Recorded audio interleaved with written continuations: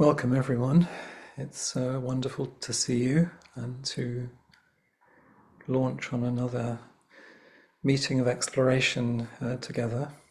Um, there are people coming in, and I think it's just around time to start our sitting, so they can join us as they arrive. So we're going to sit for 10 minutes, and we have chimes tonight. So we're going to have Jessica's going to ring chimes for us to announce our sitting. So thank you very much, Jessica.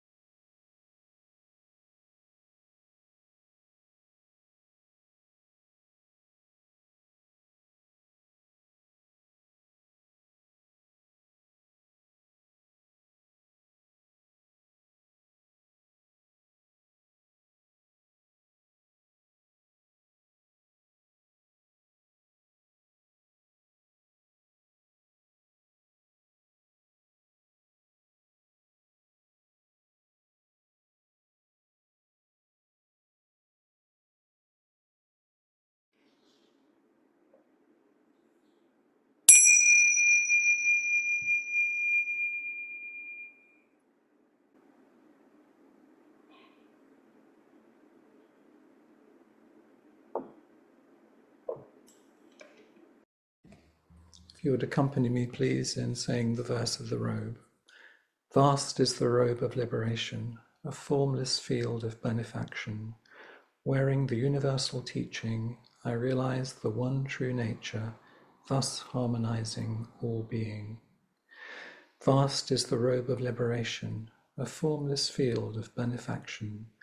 Wearing the universal teaching, I realize the one true nature, thus harmonizing all being. Vast is the robe of liberation, a formless field of benefaction. Wearing the universal teaching, I realize the one true nature, thus harmonizing all being.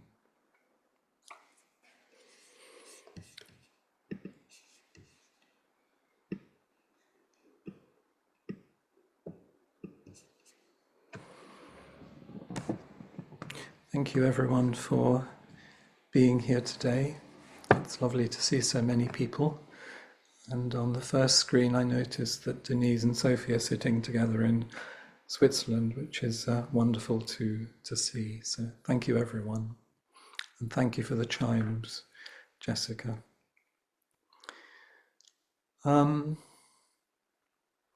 want to share something I'm exploring at the moment with you, and I've enjoyed the journey of exploration.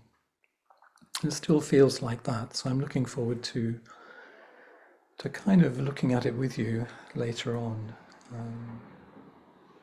But first of all, I'd like to share something from the Zen teacher Catherine Thanas on pauses. She says, "We seem to need pauses around things. Before I begin my talk, I settle myself on my cushion, just as you have settled yourselves, and then we chant. Chanting is a ritual pause. It is an activity complete in itself.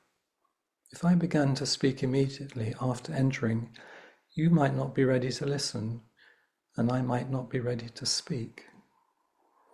So one of my themes today is pauses and pausing. And I think it's easy to forget that we're still so new to meeting in this way on Zoom.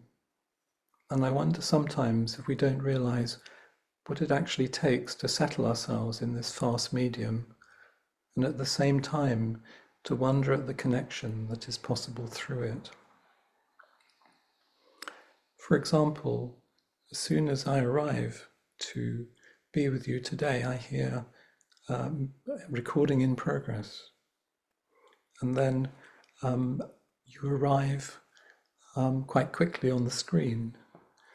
And in the in-person meetings that Catherine Thanas is describing, people would come through the door and you would hear the rustle of their clothes and the moving seats around as they settle. And something different would happen in your body in relation to it.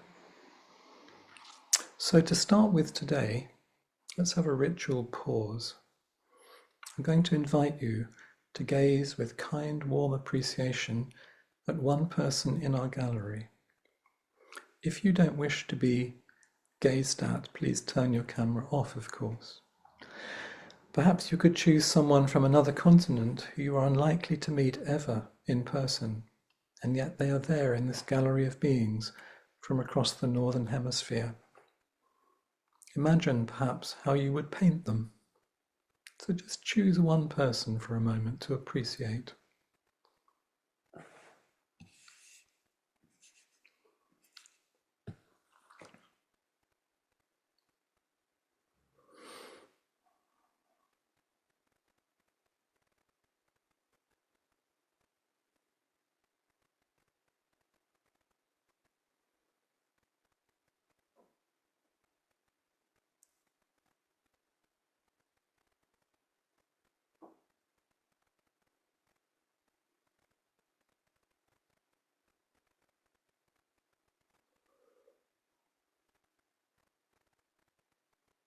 So just holding that experience in mind, if you wish to, and if it remains in mind, I'm curious today about what we become aware of when we see, hear, feel, touch, and taste when we're open to receive.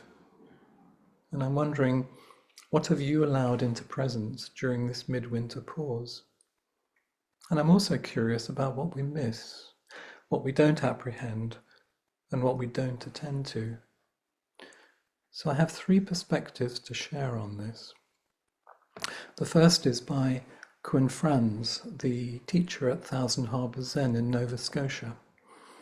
He says the Dharma is teaching in everything we see, in everything we do, in everything we encounter. And the 8th century teacher Tao Wu, when talking to his student Lungtan, said, "For true perception, you must see right on the spot. As soon as you begin to ponder and reflect, you miss it."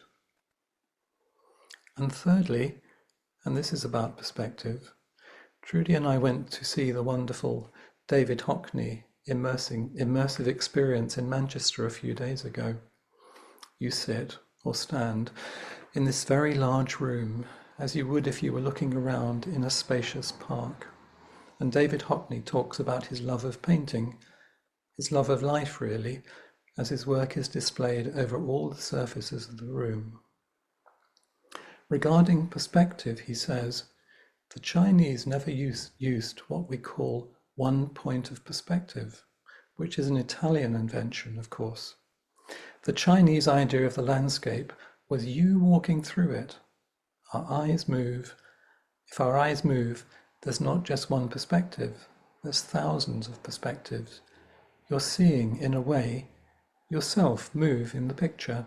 You are in it, in the sense you are not outside of it.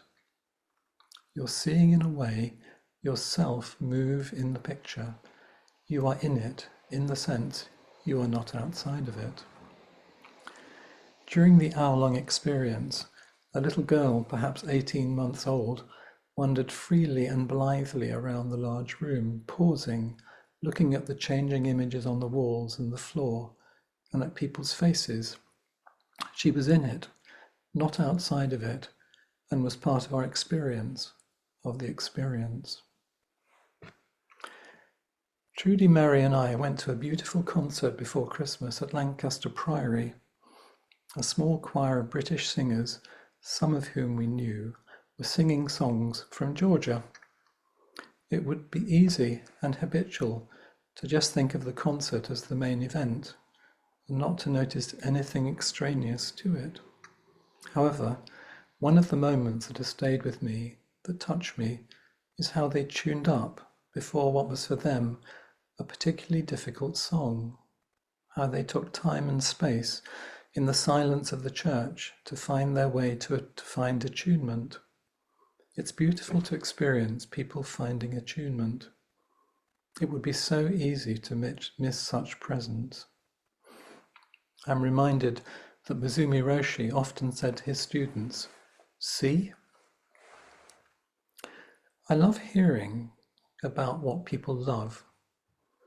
I love hearing you talk about what you really love. And I can sit for hours just listening to someone talk about something they love, even if I know very little about the subject they're talking about. Just before Christmas, I was driving the short journey home from my daughter Eleanor's home, perhaps a 20-minute drive, and I turned on the radio with no particular expectation, just something to accompany me home. I joined an interview between Jules Holland and the British musician James Taylor. And I remember being gradually awakened, drawn into this amazing interview, which punctuated the playing of music. And as with the choir previously, it would be so easy to miss it. James Taylor started by talking about Beethoven, his favorite composer. How Beethoven was not particularly interested in what people thought about his music, how he was in a kind of dialogue with God. He appreciated how symmetrical, how beautiful Beethoven's musical notes look on the page. In particular, he emphasized how Beethoven often stays in a similar place, exploring again and again a series of notes. He knew, Taylor said, when to move and when to stay, when to move and when to stay. This is the practice of prolongation, the act or state of making something longer or extending it.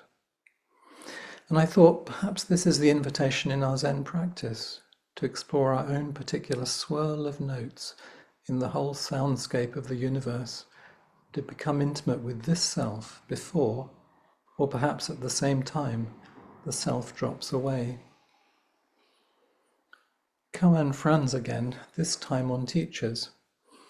Most teachers are not trying to unpack some encyclopedic knowledge of Buddhism. They're not trying to offer a curriculum in Zen. They're just trying to say a couple of things. They're trying to describe something that they've tasted.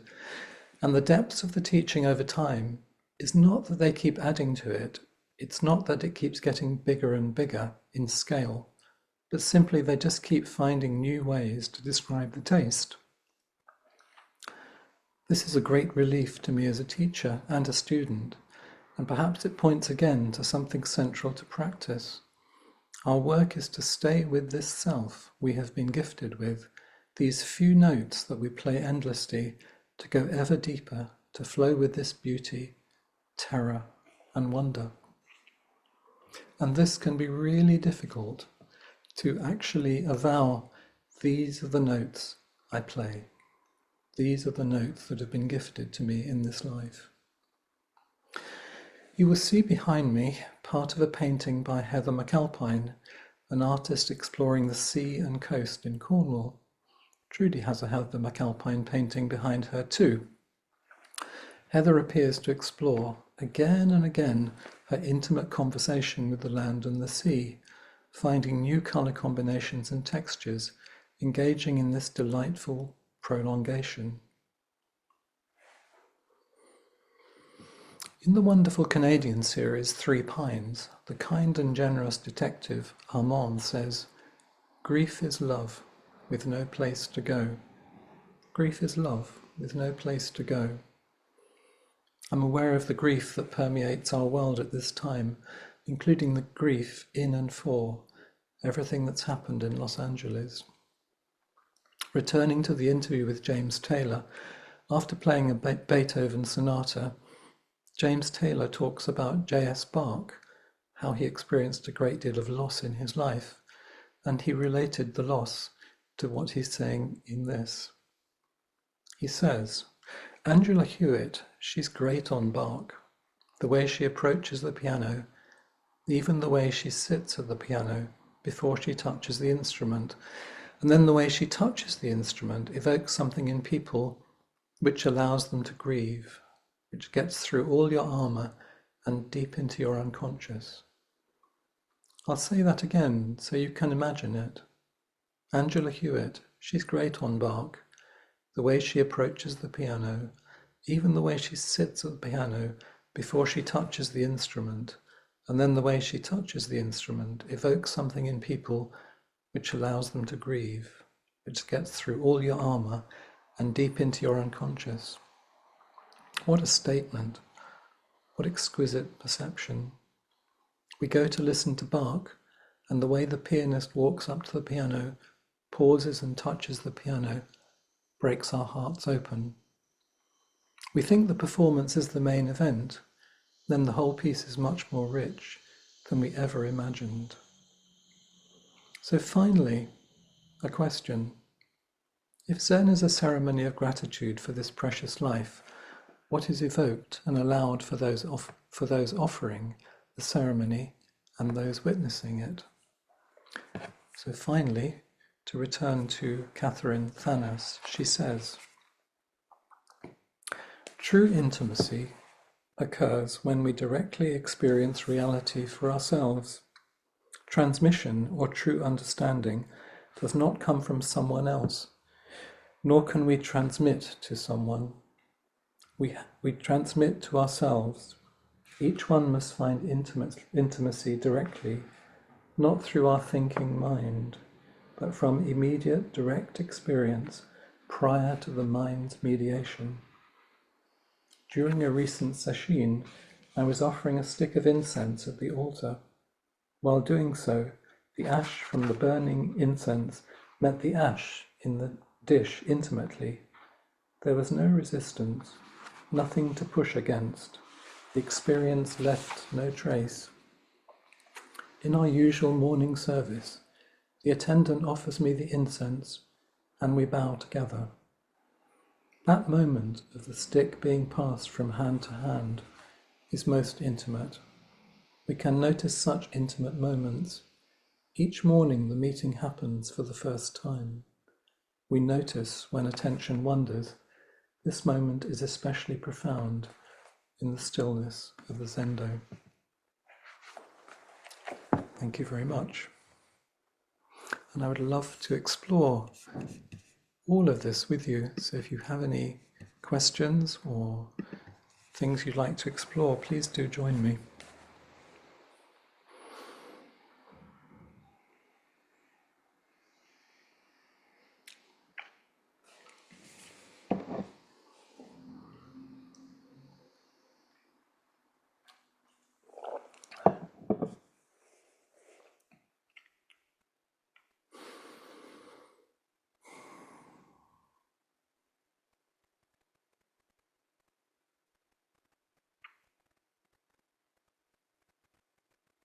We have Jan.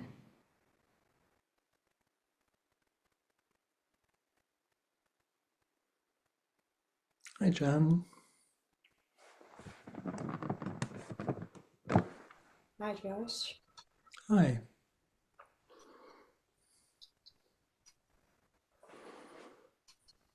I really tuned in to what you said about pause. There's something really delicious. When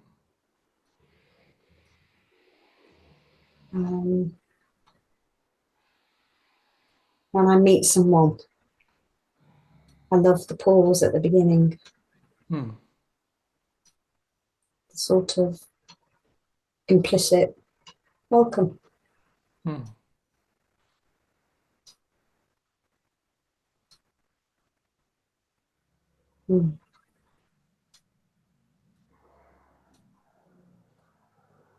What does it open you to? It opens me to presence.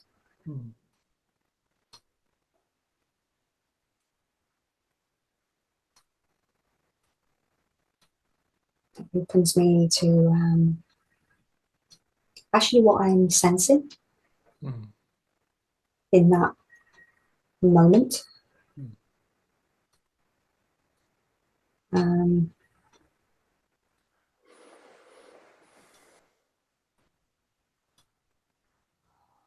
it opens me, I think, to receiving the other person more fully before it gets all wordy. Yeah. Too many words. Yeah. Mm.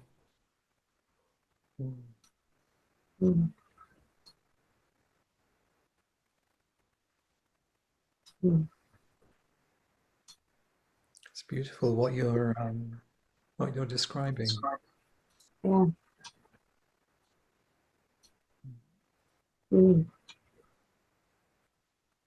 Yeah, that word. Oh, yeah. Delicious. It's a taste, isn't it? Just thought that. Yeah. There's something delicious, the taste of that. That moment of not needing to speak, needing to know.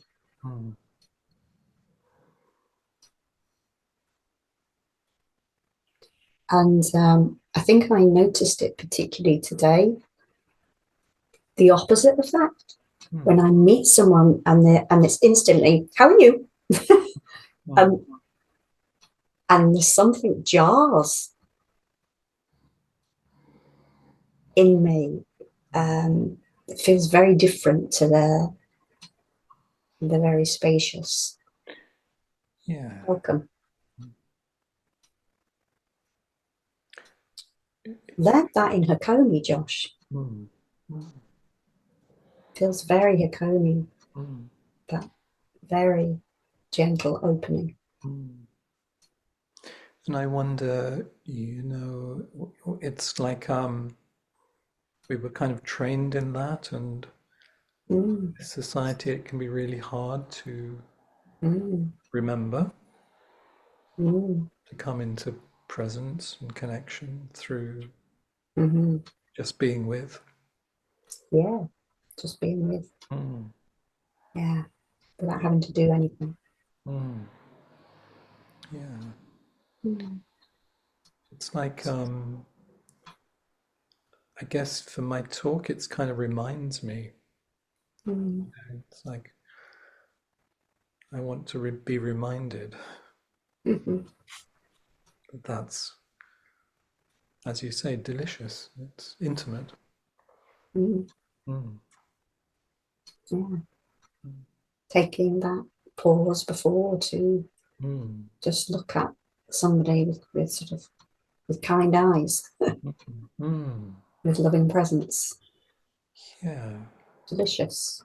the kind, soft eyes. Yeah, Yeah, yeah.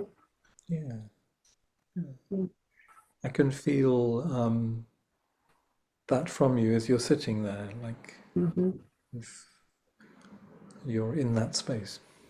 mm, yeah. Mm. You can just, you could just continue to gaze. We could actually Mm, be quite mm, happy mm, to do that. mm. Mm, Yeah. yeah. Thank you for this little taste of Mm, meeting spaciously. mm. Thank you. And I kind of also want to thank all the people I kind of quoted and, Yeah. you know, that interview. They're Mm, little gifts, big mm-hmm, gifts that open yeah. up something. Mm-hmm, We're so, yes. so blessed. Yeah. Mm. Mm-hmm. Mm. Thank you. Thank you, Josh. Now we have Lisa.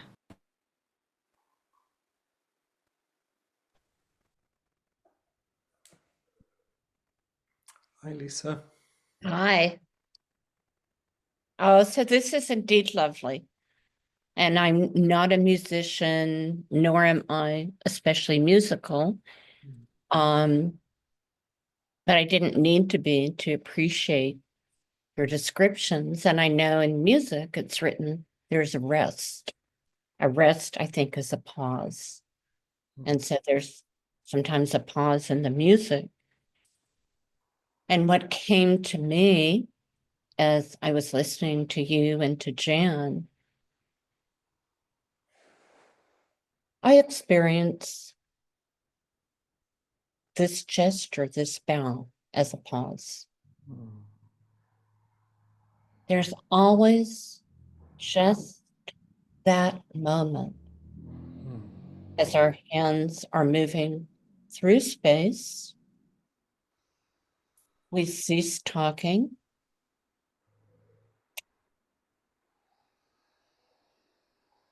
We cease thinking in a way, or I do. mm, My hands, my body, they're just pausing and making this gesture of connecting with one another mm, and also connecting with everyone else. We're in attunement in a way, mm, mm, attuned to each other as we bow. So, as it's unfolding, I'm taking it out of just pausing into words. It's like art. yeah. I kind of see everything, I kind of experience life as performing art to some extent, Mm, um, or aesthetically, it can be aesthetically beautiful. And what I'm noticing is, you know, the bowels that we share.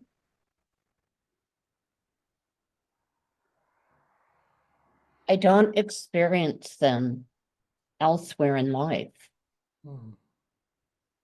When we greet each other ordinarily, or when we say goodbye, sometimes I have that longing that Mm. more than a handshake or more than a wave, it's like, outside of our practice, our shared practice, I have that longing to Mm. experience this acknowledgement of deep connection. Mm. Yeah, I think it was so hard for me when I first took up this practice to even bring my hands together. I think because there was so much ridicule, in my family of origin about religion and prayer and whatnot, I had things to overcome, which is interesting. Mm. It's interesting how that hesitation has been transformed into something I feel so grateful for. Mm. I feel so grateful that I have the freedom to share this little pause with others. And, what I notice is as soon as I stop, there's going to be a pause. So what I'm inspired by in your practice is in the world I go out into, what would be the expression of a bow that isn't a bow? As we approach people, as we go about our daily lives, where is the heart of bowing in the way we look at people, the way we pay for food, the way we so it feels like an expression of love somehow. So I'm curious I about, love that question. yeah. I love it. And, really, for me, it is indeed a smile Mm. and taking time to fully connect with Mm. any that I'm having, Yeah, that yeah, I encounter. Yeah, that feels a lot like a bow. yeah, yeah. Something that feels appropriate for the situation, but isn't a bow, but's informed by our practice. That's really helpful. Mm. Mm. Thank you for Thank that. you, Judge. Thanks. Vicky's next.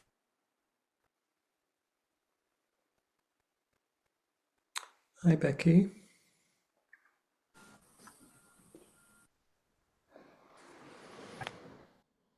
I really was, what Lisa was just saying, I realize how grateful I am to be in a community here in the assisted living where I live, where many people here bow as a way of saying, well, it means so many things.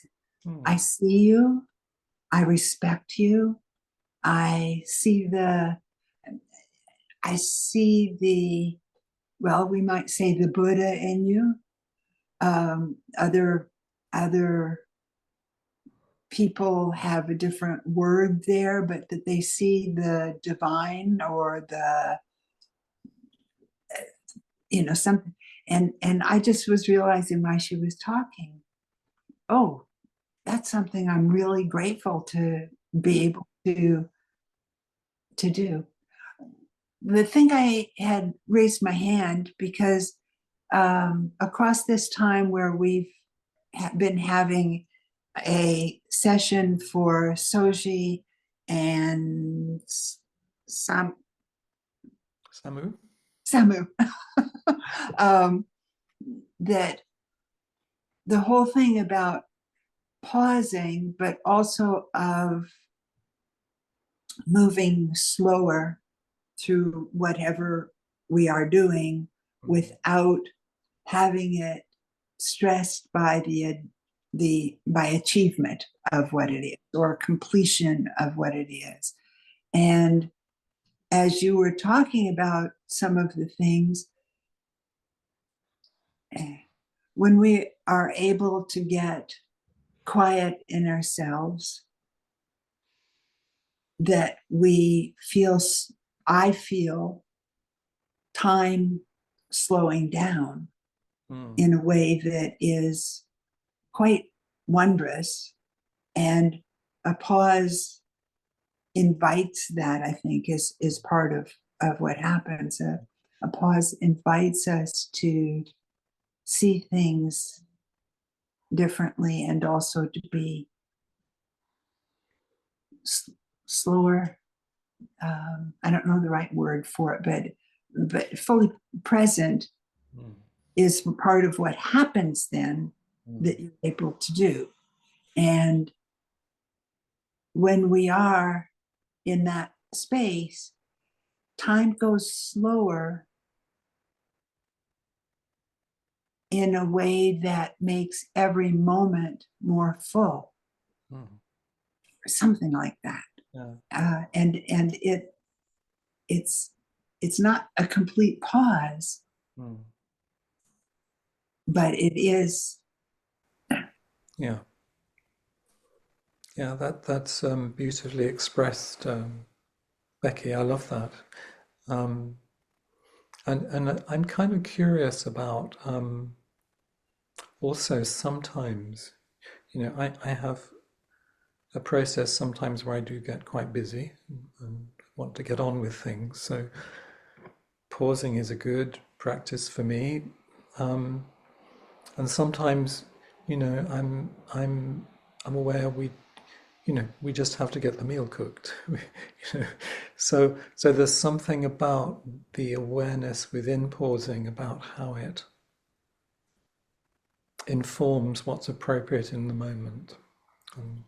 And I'm really curious about having worked in in kitchens with people. Sometimes we need to pause, and sometimes actually we need to get on with it.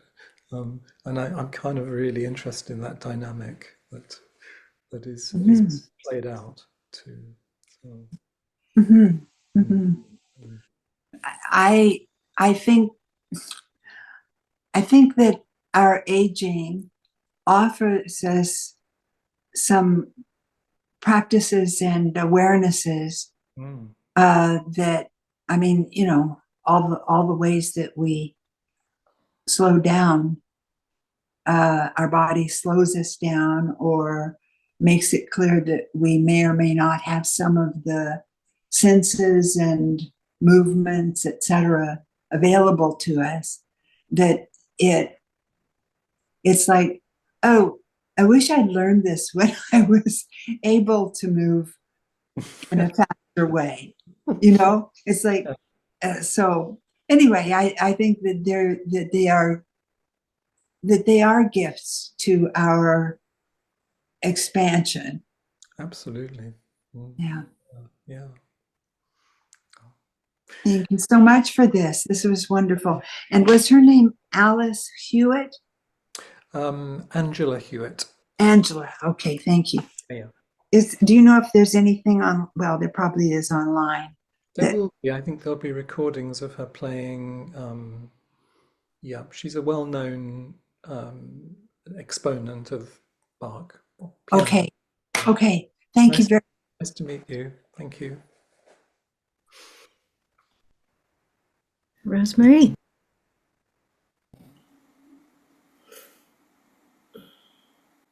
Hi, Rosemary. Hi, Josh.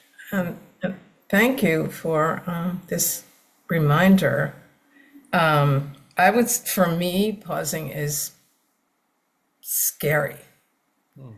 And I'm grateful for this practice because I've certainly cultivated, a way to be quiet and be still. So in this moment with you, I've just finished the head student time, and that was not a lot of pausing. That was, a lot of responsibility, which I enjoyed, and it's kind of my comfort zone. Difficult and new things, but the busyness and the activity.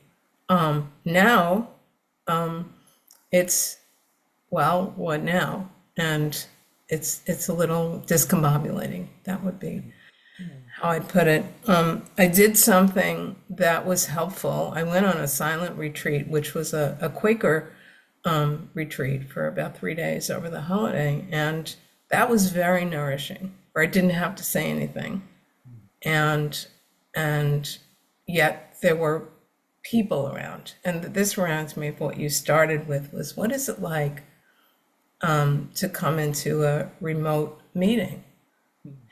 What does it take to settle? And I really appreciate that question. Being with this group of about 24 people, silent for these 3 days, and we did activities together, but used hands and writing on a little paper to communicate. But finding the settling and finding the connection without the in-person experience. I think it's important what you said. We take for granted that, we're here, we have a wonderful Sangha, and we do. But it may take a little bit more than we think about. I appreciate your point on that. I have more of it like a question, what is the kind of impact on our beings to be in this kind of environment? So, for example, if you were in person, I would hear you get up from your seat, and I would hear you, clothes rustling towards me as you sit down. Or even breathing, And your question is kind of also in the way you walk. You walk towards the seat, and it's kind of your being is a question. Not everybody's being is a question. So you have maybe in this medium less time to kind of settle, and you suddenly appear on my screen, and I'm kind of I'm kind of attuning to you in the way that I can, and it's really interesting to wonder about that process. And I really appreciate how when you come out of a responsibility, there's a kind of maybe the engine's kind of still running, and you stop your role, and your body, your being feels different, having gone through that. It takes some adjustment. Yeah, and there's a temptation, with my personality, I guess my conditioning, to, rev up again. Yeah. So the going to the Quaker event was in a way counter to your conditioning. It's like, oh, I'm going to do this. Yeah. It was nourishing. Yeah. It was like hand holding while I go through this transition. Yeah. Because I wasn't alone, and I was with a lot of bodies, which I'm not usually. Yeah. Good to to sort of come into land gradually.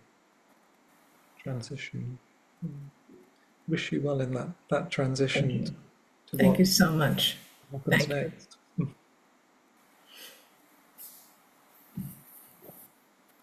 Chris. Hi, Chris. Hi, Josh. We haven't, this is my first time meeting you. So it's good to meet you. Good to meet you too. Um, I am regularly puzzled and surprised when someone expresses appreciation for me. Hmm. Um, I'm surprised even when someone has clearly noticed me over a period of time. Hmm. Someone will say, "Well, I really liked it when you said such and such," and that might have been months ago. Hmm. Um, or I was really happy to see you here, or you said this something that really helped me. Hmm. Um, I've learned to take that in more with people who I have known Hmm. for a while, people who I know fairly well. But when it comes from someone who I don't know well, it kind of throws me into a dither. Yeah. Um, What happened? What happened? sometimes, sometimes it's almost, well, what's wrong with you that you would pay attention to me? Yeah. So there's some real tenderness there about kind of receiving recognition and contact from people you don't know so well. Hmm. Yeah, I I've learned to sort of make myself small and inconspicuous. Hmm. Um, So how's it feeling now? Because we haven't met before, and I've been aware of you for a long, long time. How does it feel right now?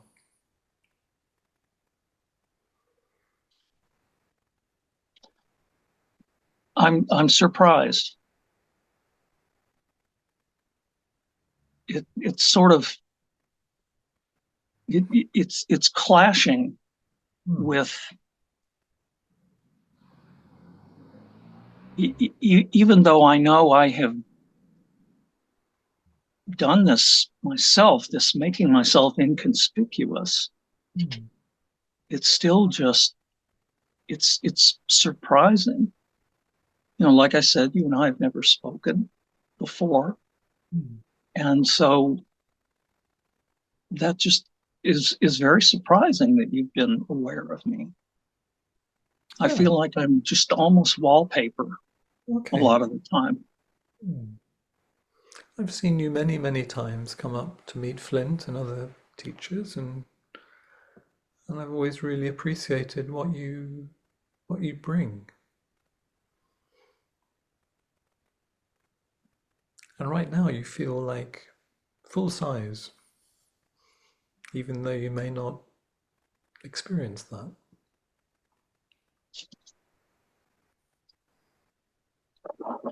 I think this scares me. Hmm. If I'm seen and known, that feels very vulnerable Hmm. and almost like it puts a burden, a responsibility on me that I don't know that I don't I'm really not comfortable with. Yeah. Yeah. It it scares me. Hmm. So is there a kind of way in which you want to be seen and known, but it's not, there's a kind of, I also can't manage that.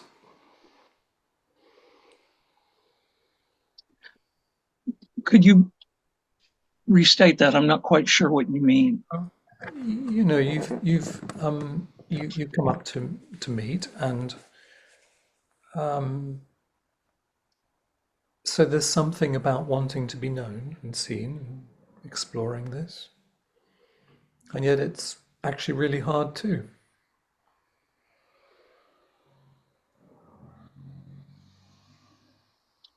Yeah.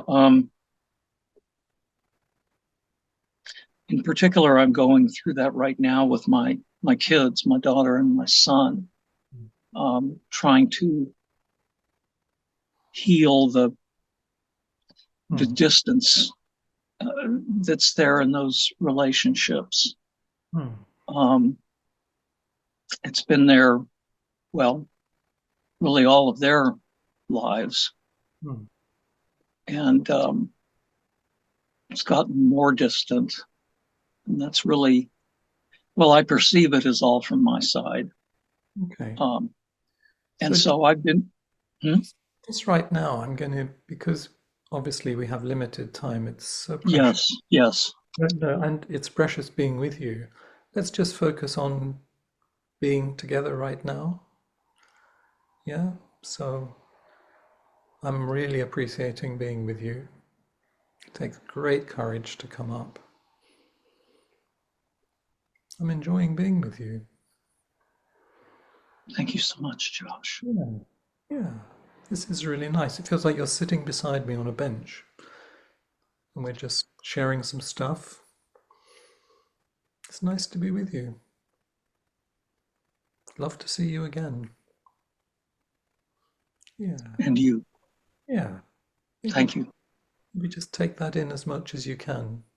Come back again to the bench. Yeah. Love to see you. Yeah. Thank you.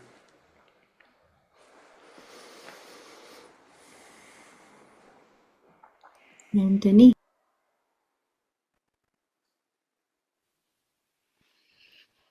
Hello. Bonjour. Bonjour. So, in a way, I put on my hand before so many people were speaking, so I have the echo of everything that has been said. Oh. And I see the watch, we don't have a lot of time, so I just want to thank you for your talk and the pauses. It's a theme that is so dear to me and has been dear to me for many, many years. And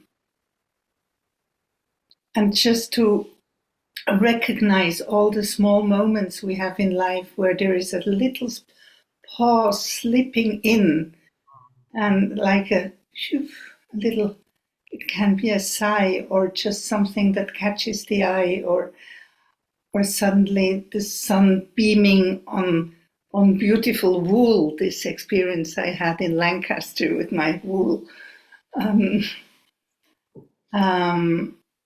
And this sense of a little bit, a moment of freedom. It's just, I can turn my head here or there. It's just a break.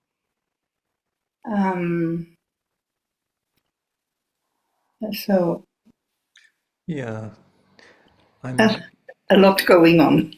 Lot going on, and this is a lovely way to kind of complete the meeting, Denise, because it comes right down to, delighting in this world, and the beauty of this world. And, when we went to the David Hockney exhibition, he said something like, it rains a lot in the UK. He said, people don't like rain. He said, if it rains, I just draw it. It's like it's just rained. I like going out and drawing it. It's beautiful. So there was something that you've drawn the threads together so beautifully. And is there a third creature with you there? Yes. Can I see the third creature? Oh! Everybody. What's she called? That's Pepita. Pepita. Pepita, yeah. Oh, great to see her. How old is she? 6 months. Yeah. 6 months. Yeah. Oh. Well, there's a lovely delight to finish with, Pepita. And she's really good at posing. When she goes around, and then when there's something she doesn't understand, she stops and she sits until she gets it, and then she starts again. It's really funny to watch. Great teaching. Yeah, maybe we all have poses like she does. Yeah, wonderful. Thank you so much.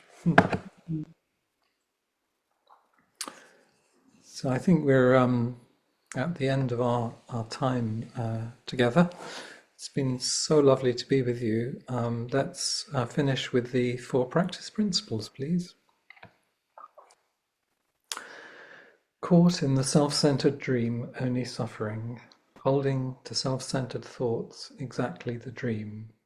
Each moment, life as it is, the only teacher, being just this moment, compassion's way. Caught in the self-centered dream, only suffering, holding to self-centered thoughts, exactly the dream. Each moment, life as it is, the only teacher, being just this moment, compassion's way. Caught in the self-centered dream, only suffering, holding to self-centered thoughts, exactly the dream. Each moment, life as it is, the only teacher, being just this moment, compassion's way. Thank you so much, everyone. Thank you, Jessica, for making this possible and for your beautiful self and beautiful chimes. And it's been great to be with you all. Thank you so much.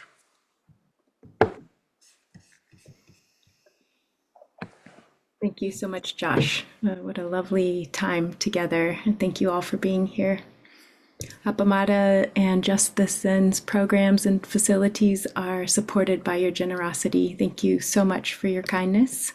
I'm placing a link in the chat. If you'd like to go online and make a contribution, you are certainly invited to do so. And now, if you'd like to stay after for a bit on the porch and chat with Ed, Ed will be happy to welcome you. Thank you all.